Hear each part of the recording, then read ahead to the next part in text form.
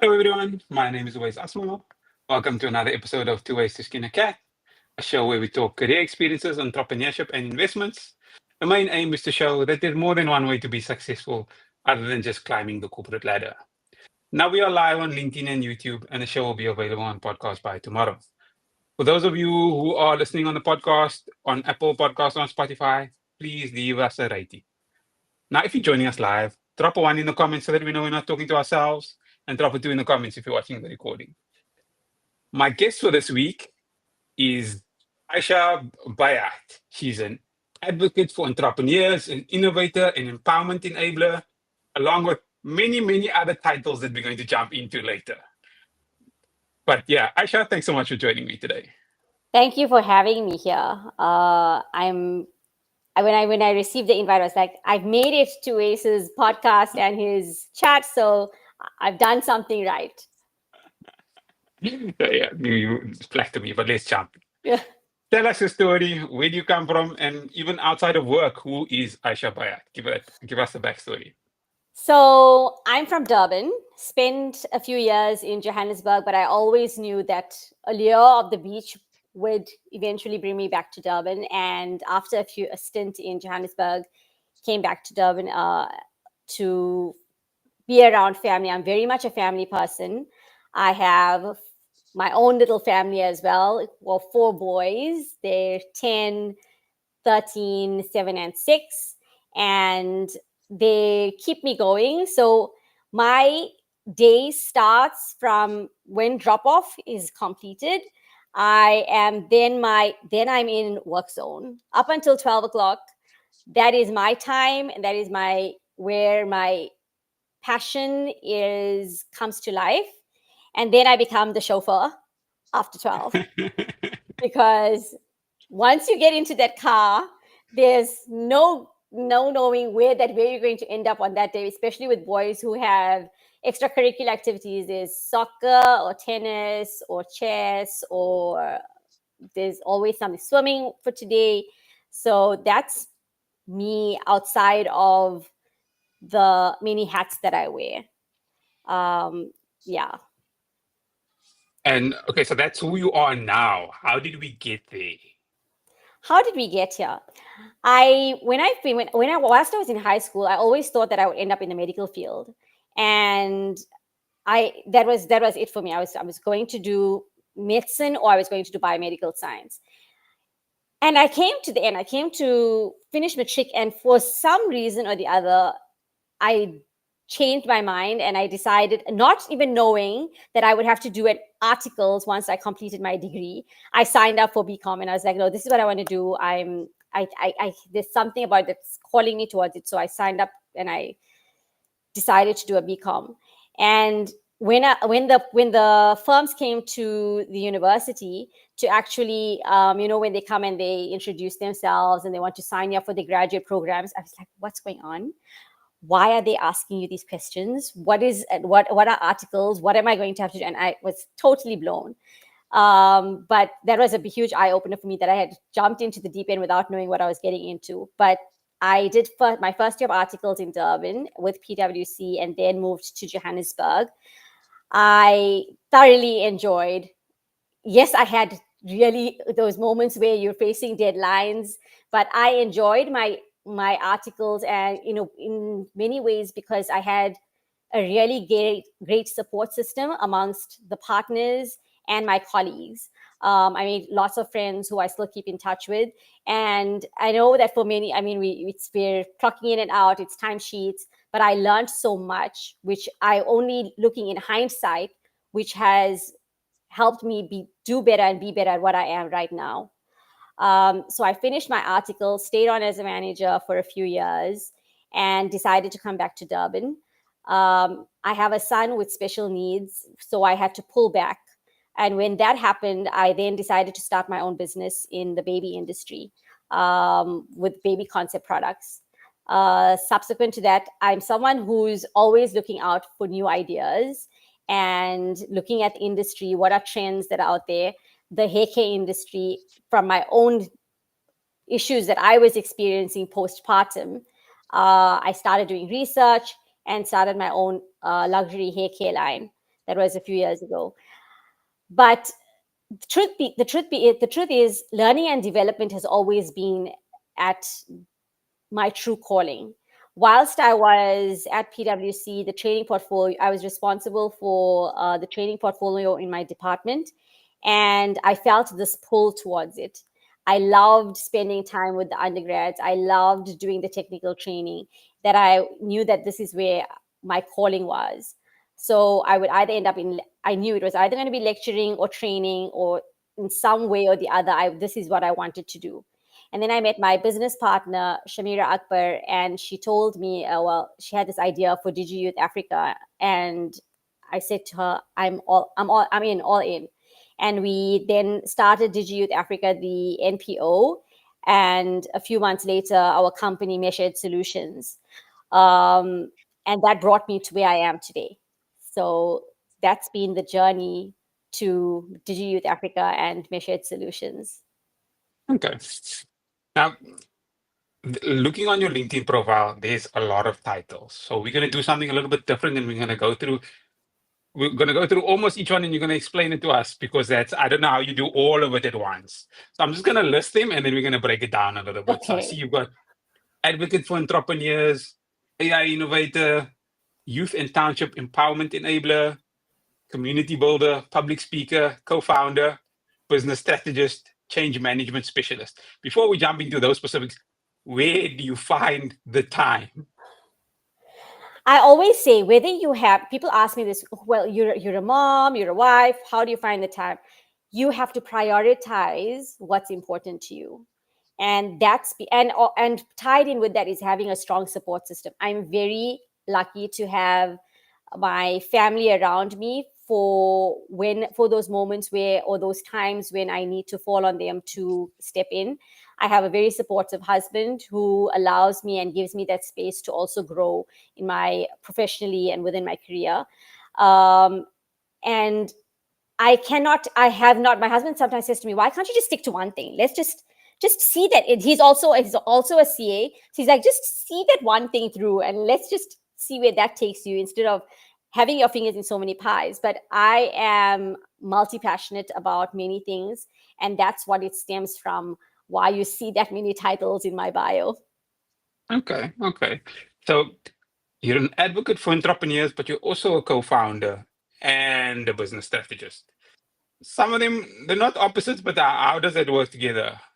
Okay, so being an advocate for entrepreneurs stems from my own journey as well, because starting out, when I started my baby business company, I didn't have any support. There was no, I didn't even know where to start. And social media at that time was not as prolific as it is now. So there was no one I could actually reach out to. And when I look back, I wish I had had someone to mentor me, someone to walk me through the steps to, how do you gain market access? Even though as a CA, there's this assumption that you know everything, but when it's your own little baby and you're so immersed in it, you don't actually, it's to have a sounding board makes a huge difference. Um, so within Digi Youth Africa, we have programs which assist, and we do training and development as well at high schools, tertiary level, and within the township economy. And what I found, especially within the township economy, when we put out our first call to our first cohort, I expected mostly youngsters to pitch up at this event. Majority of them were over 40, but were thriving, over 40 women thriving within their businesses, but were unable to scale and grow because they didn't have that support system. And that's when we decided to step in. Further on, to further go into how we've actually established that at high schools, is we've actually introduced, we realized that there was a gap in EMS, especially at underprivileged schools.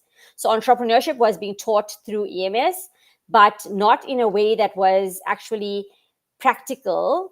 And we have a focus on world readiness skills. and we realized that there was this gap. How do you encourage students to see themselves as entrepreneurs? So we're presently building out also a program for high school students that will be implemented after school, but we tie it into the EMS and business studies modules.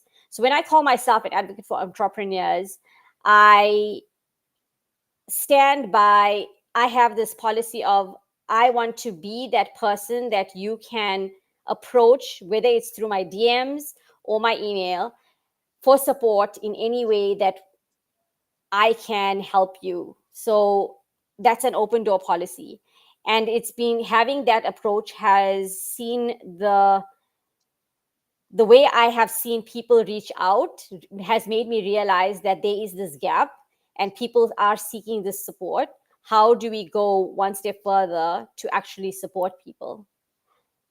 And then if you link that to the change management and business strategy, a lot of which I learned during my time as a CA and as through my own journey in my own businesses, through Meashed Solutions, where we provide services for corporate companies, especially with the changes that are coming about with AI. A lot of companies are unsure, how do you incorporate AI into your business, but at the same time, do not isolate your employees. So bridging that gap between AI and their current business processes, that's the gap that we fill in terms of change management. I think that's a great segue into my next question, because you mentioned AI and you're an AI innovator. Chartered accountants normally risk averse, normally not always at the cutting edge of technology, but you are in. How do you? And it's some of us out there, like for myself, I went on a course. I didn't finish the course, but the little bit that I learned a lot. How do you see it, and how do you implement it on a day, or how do you find the time to implement it on a day-to-day basis? I actually fell into tech and AI because of my business partner, because she's very much into, she's like the tech guru in the company. And she said, okay, well, I should do this, you know, this was about 2 years ago. Familiarize yourself with, you know, with the AI and what's happening in the AI industry. And I'm self-taught. So like you said, doing a lot of courses and building up my repertoire of knowledge and skill sets through doing these courses and attending workshops has helped me to be able to. So first it started with, how do we use it internally for ourselves, to become more efficient and to increase productivity for ourselves. So that's how we've started initially, by implementing it and seeing, okay, fine, if we're able to do this for other businesses, we've identified this gap, that if we're experiencing it, surely others are experiencing it as well. So what we've done is looked at systems more in terms of system processes. How do you increase, reduce your time more you know, it's not just your time, your efficiency, and also your productivity at the same time. There's obviously this misconception that AI is here to steal your job. And I mean, it sounds very cliched as well, because it's often spoken about, you know, all the time when people speak about AI. The reality is, it's what is your company culture like? And that's what it comes down to. Yes, you will find that there will be certain roles that are become, I wouldn't say obsolete, but will change.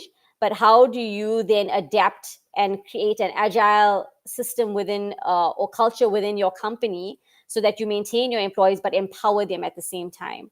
Which is what we've done for ourselves first, and then we can say, okay, fine, because we've been able to do it for ourselves, we're able to do it for you.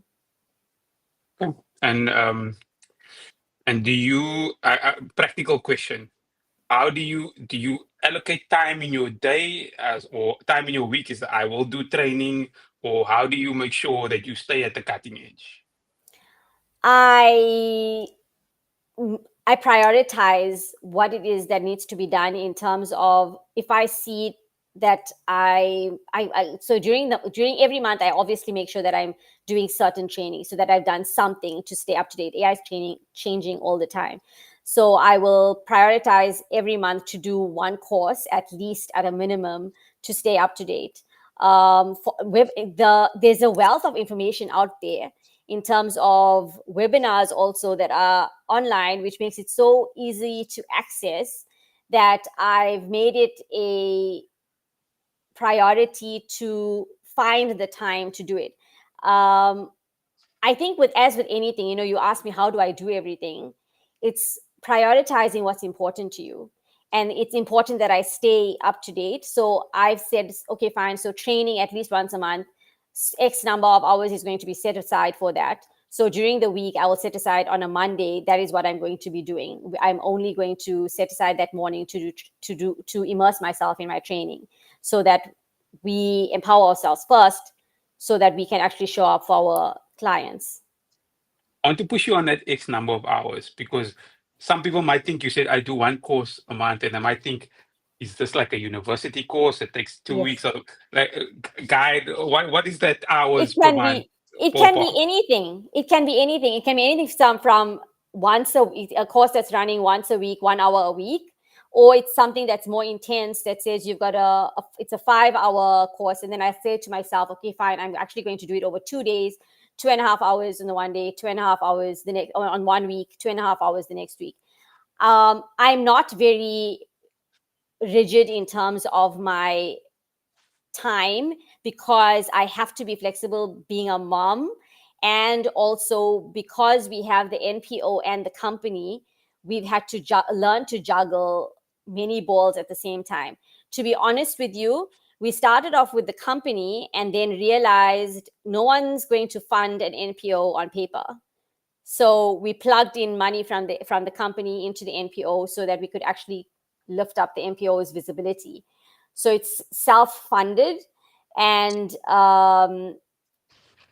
so you then realize that if you don't identify where energy go, they say where focus goes, energy flows. You have to be able to do that, or else you will not be able to see things come to fruition. And like I said, I don't stick to a rigid timetable as such. I'm very flexible in my time. I'm actually a very I'm a procrastinator of note. It's debilitating sometimes, I will say. So I work well at night. I'm a night owl. Okay, that's a lie. If anyone's watching this, my family's watching, they'll be like, don't lie. We'll try to call you at 8 o'clock and you're in bed. I am so I prioritize my sleep, but where I know that I have a deadline, you'll find me. I will be up at night chasing that deadline, because it needs, though, that course is due in tomorrow morning or at midnight, because it's US time, or I'm following some other schedule. But I make sure that I fit it in within my work schedule, life schedule, and family schedule. You gave me the answer that I was looking for, because basically you said it's on average 5 hours a month, which is reasonable. It's not a lot of time Yes, for it. absolutely. And so because initially some people might think it's a course. Is it a week? So no, it's not No, yes, 5 hours a month. That's yes. practical. It's reasonable. You can split it up 1 hour a week, maybe, and you're there. Okay, that helps a lot. That helps a lot. For the audience, we'll be responding to questions towards the end. So if you have any questions, please add them to the comment section now so that we don't miss them. Obviously, now your title also says Youth and Township Empowerment Enabler and Community Builder. Talk to us a little bit about both of those, please. So DigiYouth Africa is on a mission to empower youth. So we all know what the stats are in South Africa. And we primarily focus on financial literacy, digital literacy, innovation and entrepreneurship, and tech and AI. Those are the four streams which we focus on. And what we found is that I'm going to speak now to a lot of and in generalizations at the same time. Right. about, yes. So underprivileged schools, the reality is we've adopted a school that doesn't have a computer lab. The teachers themselves only have two computers, which they share amongst themselves. This is a school in central Durban, but we've traveled into rural KZN. We've been into Cape Town and we've been into Gauteng. And we found that students are using AI on their phones, and like ChatGPT and Claude and Copilot, but educators are unaware, number one. Principals are unaware that it even exists on some in some schools. And how do you expect we speak about technology infiltrating all industries and sectors, and that you have to be work ready. How do you expect the youth to be work ready if they aren't being exposed to it, number one, within the right boundaries, also in terms of ethical AI and general exposure in terms of general digital literacy and Microsoft skills. So we run a lot of workshops and courses in that. And the scary thing is, you would think that tertiary students come out with a degree and are computer proficient, right? And I'm talking basic Microsoft skills. But the reality is that not many of them do have these skills. So we've also addressed that at a tertiary level. In terms of the township entrepreneurs whom we support, that is the youth, the high school students, and the tertiary institutes. And then the township cohort, which we support, we mentor them on how to get market access, but through different modules where we start with the basics in terms of the foundations in terms of your mindset, your financial literacy, which is how are you managing your overheads, how are you costing out your products.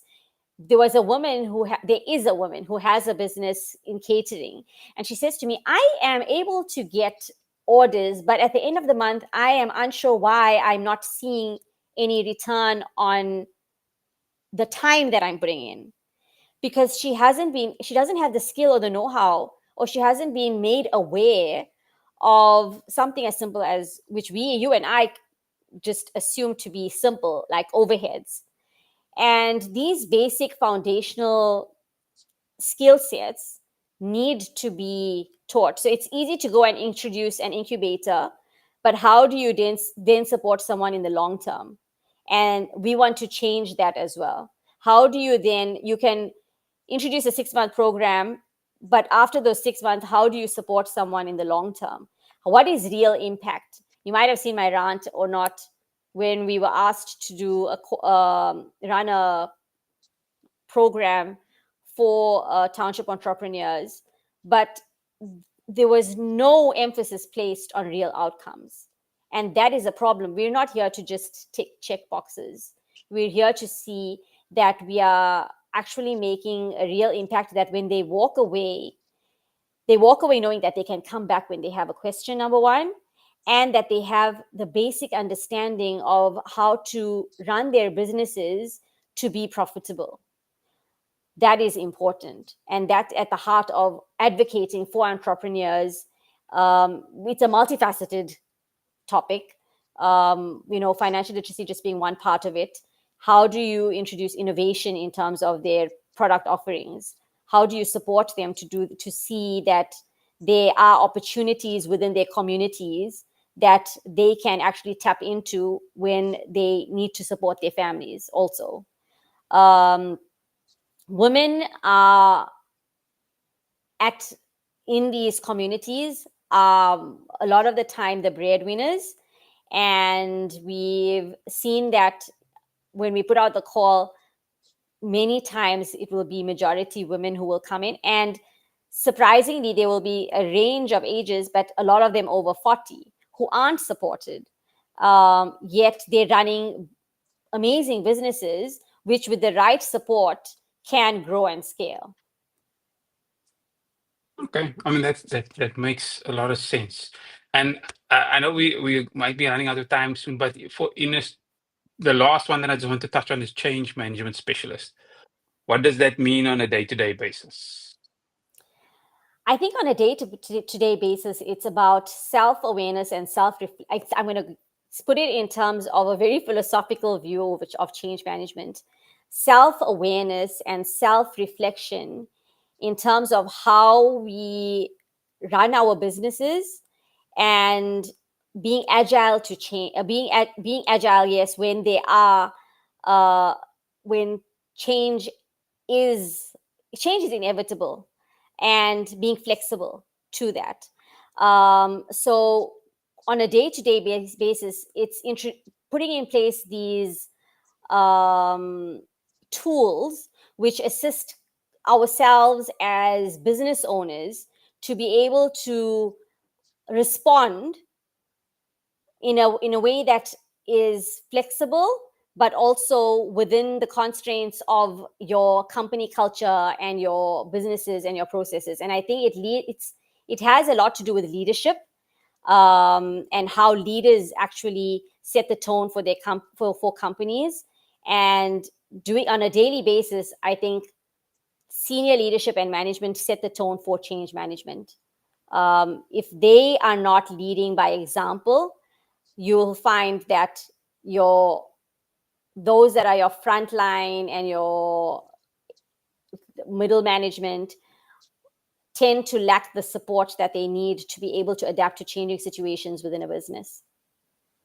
That makes a lot of sense. As we're coming towards the end, any last few words from you or anything we didn't discuss that you'd like the audience to know? Yes, I forgot to mention that I am the chapter lead for Startup Huddle, which is it's a flagship program of Global Entrepreneurship Network, which is GEN. So if you're familiar with GEN, which runs their entrepreneurial week in October, November, globally, I'm the chapter lead for Durban, where we host workshops and huddles to introduce your business, but also give you an opportunity to present challenges that you are facing, so that you can crowdsource advice from a community of like-minded individuals, so that you don't feel alone, that you're walking this journey alone. Um, and then with Digi Youth Africa and Meshed Solutions, the training and development which we provide is, I will have to say, on a holistic basis, is there to empower companies to do better and be better at what they do. I think that's a great way for the show to end. The show has been live on YouTube and should be available on podcast by tomorrow. If you're watching on YouTube or listening on the podcast and you feel that it's added value, don't forget to like, subscribe, and click on that notification bell to get automatically notified when the next episode comes out. Aisha, thank you so much for sharing your knowledge with us. Thank you for the opportunity.